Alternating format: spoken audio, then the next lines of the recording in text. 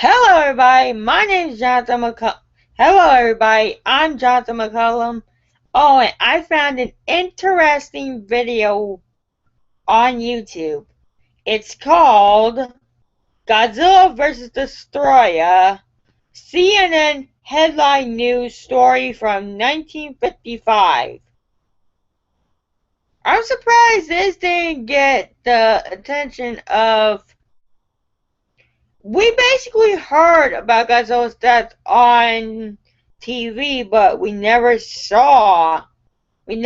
the full. I'm gonna react to Godzilla vs. Destroyah CNN headline news story from 1995.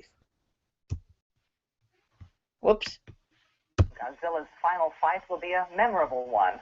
Mei Lee reports.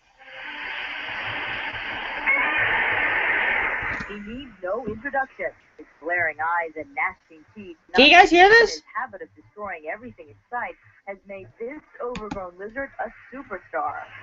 No kidding. But in his 22nd film, Godzilla vs. the Destroyer, to be released December 9th in Japan, the 42-year-old monster will finally meet his end. Godzilla will die. The film's directors promise the final scene will be unforgettable. And these are actually Japanese people talking. 1954. So this last film incorporates the image of his first death. Oh yeah, basically, I just heard that this movie was supposed to be an official sequel to pick up where the first film left off. Yeah, shocking, huh? The cause of Godzilla's first demise 4 decades ago, the Destroyer, a weapon that zaps oxygen. Remember, Godzilla is a nuclear monster. Now, in its final installment, the Destroyer will be to blame again. But this time, it will come to life in the form of an indestructible monster. Destroyer appears only in the first and last Godzilla movie. So, in a way, the last film is the continuation of the first. Did you hear that? Destroyer appears only in the first and last Godzilla movie. So, in a way, the last film is the continuation of the first. Special effects director Koichi Kawakita painstakingly guided his team of designers and technicians. I'm watching every bit of this. World of Godzilla one last time. Although technological advances such as computers have given the films more realism over the years, the simple monster suit hasn't been outgrown. All it takes are the right moves and a few visual and audio enhancements, and presto, Godzilla is out flattening entire cities once again. And this time, Hong Kong, along with Tokyo, falls victim to his violent temper. Bringing the Godzilla series full circle involved using the same human characters as well as the famous creatures. Momoko Kochi starred in the first film and plays the same character in the last one. After the first Godzilla movie, people pointed at me saying, "Godzilla, Godzilla." As a young woman, I hated being called Godzilla. So I thought, no more Godzilla for me. But 41 years later, I watched the film again and realized how great it was for its anti-nuclear theme. And that's a theme found in this final chapter of the Godzilla series. In this last movie, I want people to look at the death of Godzilla, knowing that he was created by nuclear power in the most selfish existence in the world, mankind. With that strong anti-nuclear message, Godzilla will bid farewell to the silver screen here in Japan. But don't be surprised if he shows up in the Western world sometime soon. In fact, TriStar, the U.S. film company, has bought the rights to make one Godzilla movie, which is expected to come out sometime in 1997. Japanese creators have no qualms about the deal. Personally, I'm looking forward to seeing Godzilla in the U.S. I'm a Godzilla fan, so I want to see the American Godzilla movie. Actually, you want to wait till 2014, but I don't think the director lived that long enough to actually see the 2014 edition. So, sucks to be the old developer of the Godzilla franchise. And why not? It's about high time that the ferocious, fire-breathing beast picks on someone else for a while. Haley, CNN, Tokyo. Wow, that was actually scary to listen to. Oh, and we're gonna react to the Godzilla 1998 trailer plus classic CNBC and CNN Godzilla 98 business news.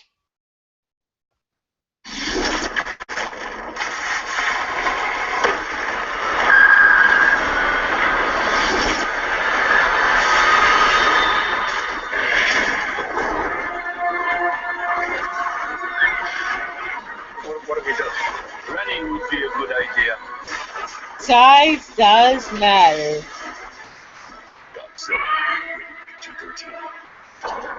Science cannot explain him. We're looking at the dawn of a new species. Technology cannot stop him. The heat seeker stand locked, sir. But unless we outthink him, We believe it may be hiding inside one of the buildings, but you don't know for sure. we won't survive him. Yes, you will. We need bigger guns. Rated PG-13. Special first showings May 19th. Toho was the company that had the rights to Godzilla? Toho is the producer of all the Japanese version of Godzilla and also the distributor. So how did you, I mean, and they've held it since ¡54. I would imagine this is the same thing, and I guess I'm a little older than you. I remember watching this on the $1 Million Movie on Channel 9 here in New York, which used to be KHJ out in Los Angeles. They'd run it continuously. So, Well, I grew up in New York as well. okay, so you remember that, $1 Million Movie. So what finally convinced them to say, okay, you can do this, and you can hear the rights? Well, the timing was pretty good. I guess internally they were beginning to have conversations that if the right idea came along, they would entertain it. And they were happy with the proposal that we made. We presented to them the notion that this was probably 8 or 9 years ago. We said that the time was right to do a big budget American version, high-end special effects summer release version of the film, and that we would take it seriously and that we would be respectful of the legend. And how? They don't. They fucking don't. They take it shit. They don't take this seriously. And they appreciated that approach and decided to take it a step at a time. All right, so that's what convinced them. What convinced you, though, if my information serves me correctly, back in '85 you had a shot at this before, turned it down and said, we're not interested? Actually, I first had the idea in '89. All right, TriStar originally had a shot at it, did it not? No, I don't think so. But my information says TriStar originally passed on the project citing lousy business generated the last time it hit the big screen in 1985. That's true. TriStar did originally pass on the project. All right, so what was different this time? It's all individuals in the movie business, like most business. You know, the people that were running the studio at that particular time may not have seen commercial potential there. They may not have thought it would have made it. Okay, this is 7 minutes and 18 seconds, but I am not literally gonna let. Oh, let's skip to the part about the new Godzilla film. Opens in theaters next week, 7,300 or more of them. Well, Godzilla's foot is about the size of a bus, but his resume may be even longer. The monster has made 20 big screen appearances so far. Dennis Michael looks at the creature's history. Now it seems... I am not gonna have copyright shit on this channel anymore.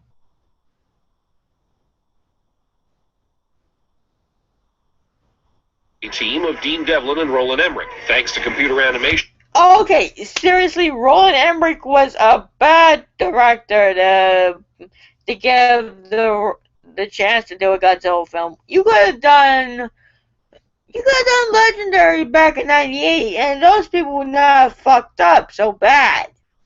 They have never fucked up on a movie. He's faster, smarter, more animalistic, more powerful, less an awkward stuntman in a rubber suit. Dean Devlin was concerned that the faithful fans of The King of the Monsters understand the updates. I think that when the real fans see this movie, they're going to realize that, yes, this is not like the 22 sequels, but it is very much in the spirit of the first Godzilla movie. And in essence, we feel that it's more respectful to have a new creature than to mess around with the old one. So the idea wasn't to laugh at the new Godzilla. Not that there aren't a few laughs in the new movie. When you're dealing with a 200-foot lizard, the comedy is inherent. You don't need to put a neon sign and say, hey, isn't this funny? It's funny, it's scary. There's one running joke that does still not make sense. That's a lot of fish. No, I'm not gonna even say that joke again. I've been stumped on people. I've heard loads of people say that joke, and I seriously do hate it. The Puff Daddy Godzilla 98 Come With Me song. That's got over 1 million views? Fuck. Cinemassacre. Godzilla-thon.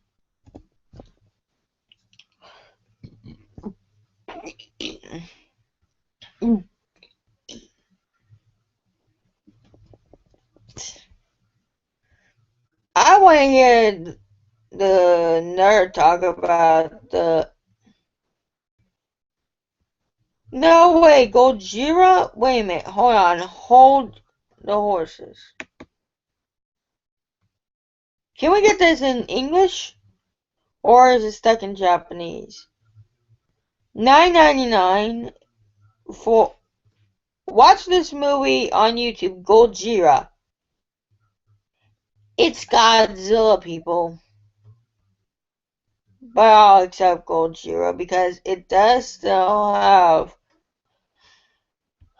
It has the Japanese edition that I like. I don't care if I can understand English or Japanese. I don't freaking care. I don't freaking care.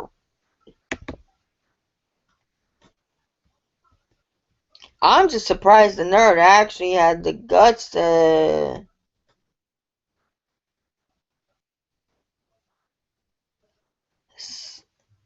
Alright, nerd, where is the 27th Godzilla film? You missed one. Let's just hear the 1998 review.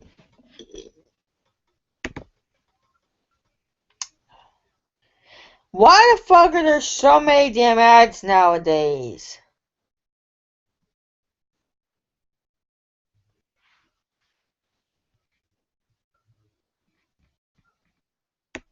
It's Cinemassacre's Monster Madness Godzilla-thon.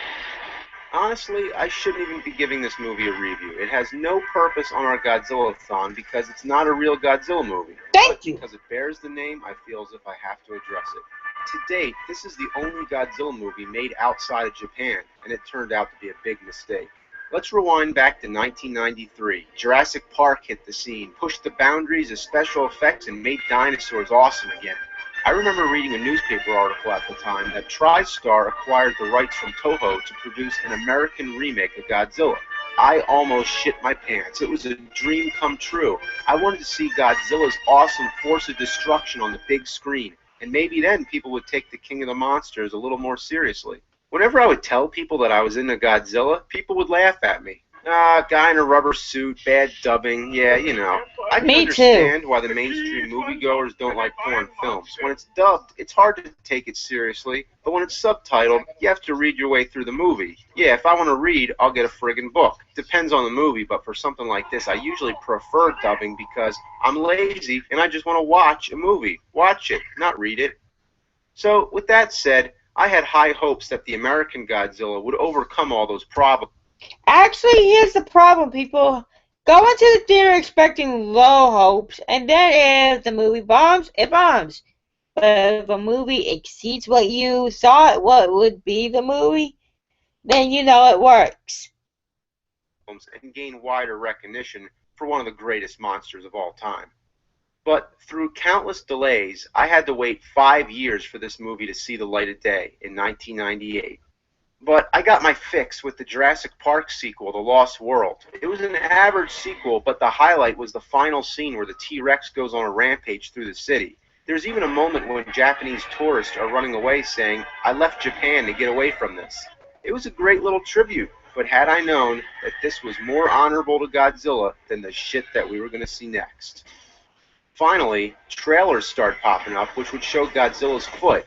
This was our first sign that something was wrong. The foot looked like a T-Rex. Didn't we see that already? Isn't this supposed to be Godzilla?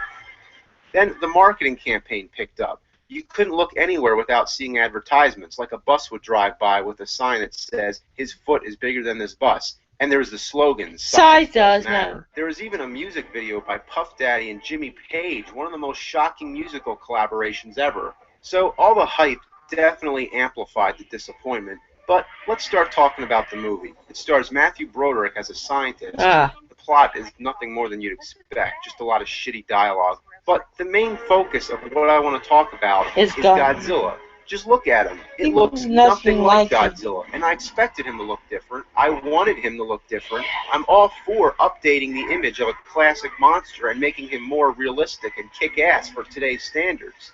I knew it was going to be all CGI and no guy in a rubber suit. I expected that. But what we got was something that didn't even fit the requirements. None of Godzilla's trademark characteristics were incorporated.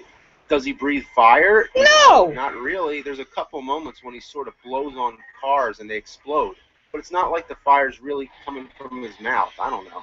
And if size matters, why is he so much smaller and weaker than the real Godzilla? They actually kill him with missiles. That's actually the main disappointment with the Godzilla 98 film. And I think that's why it should never, ever be called Godzilla. It should just be called Zilla. If you have the case, just mark off. Actually, just mark off the word God and just keep it as Zilla. Actually, even Zilla is taking the name a little bad. But keep it as Zilla, since that's what Toho does call the monster in Godzilla Final Wars. Yeah, they shoot him down. That's it. Did they ever even see a Godzilla movie? The army is not supposed to kill him. The only thing that stands a chance against Godzilla is another giant monster. And that was another disappointment, that there's no rival for Godzilla to fight. Long before the film's release, I read an early script in which he fights a monster called the Griffin. Why they scrapped that, I have no idea. I even heard that it was originally supposed to be King Ghidorah. That would have been awesome if they did it right. There's also some weird thing about Godzilla laying eggs, which hatch in the velociraptors. Yeah, seriously, it's just like the raptors from Jurassic Park. Clearly, this movie owed more to Jurassic Park than it did to Godzilla. There's also one egg left at the end, setting it up for a sequel that never happened. Although there was an animated series. Yeah, the animated series picks up where the real movie left off. Continued the story.